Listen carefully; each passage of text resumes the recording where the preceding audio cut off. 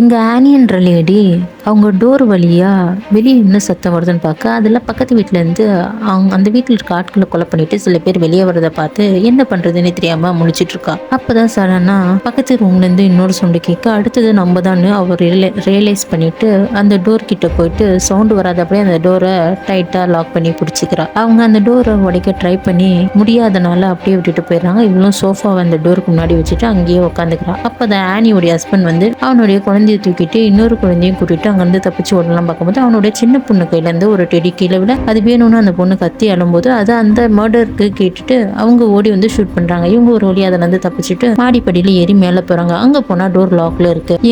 நாங்க அமெரிக்கன் தான், டோரை அன்லாக் பண்ணுங்க, நாங்களும் வந்து வரணும் அப்படின்னு சொன்னோடனே அவங்களும் அன்லாக் பண்றாங்க. உடனே இவங்க மாடிக்கு வந்துடுறாங்க. மாடிக்கு வந்தோடனே எல்லாருமே பயத்துல இருக்கும்போது அங்க ஒரு ஹெலிகாப்டர் வருது. அந்த ஹெலிகாப்டர் நம்மள காப்பாத்து தான் வருதுன்னு நினைச்சிட்டு எல்லாருமே கையாட்டிட்டு இருக்காங்க. ஆனா திடீர்னு அந்த ஹெலிகாப்டர்ல இருந்து எல்லாரையும் ஷூட் பண்ண ஆரம்பிக்கிறாங்க. ஏன்னா அவங்களும் அந்த மர்டர் பண்ற அந்த கேங்கை சேர்ந்தவங்க தான். அதனால எல்லாரையும் ஷூட் பண்ண உடனே ஆனி அவங்க ஹஸ்பண்ட் 2 பசங்க கூட்டி போய் ஒளிஞ்சுக்கிறாங்க. ஆனா இந்த மர்டர் பண்றவங்க வந்து விடாம ஷூட் பண்ணிட்டே இருக்காங்க. ஒரு வழியா இவங்க மட்டும் தப்பிச்சு அங்க இருந்து எப்படியாவது ஓடிடலான்னு அங்க இருந்து கிளம்புறாங்க. ஆனா அதுக்குள்ள மத்த மர்டர்ஸ் கீழே இருக்கவங்களும் வந்து எல்லாரையும் ஷூட் பண்றாங்க. அந்த ஹெலிகாப்டரும் கீழே விழுந்து அப்படியே பிளாஸ்ட் ஆகுது.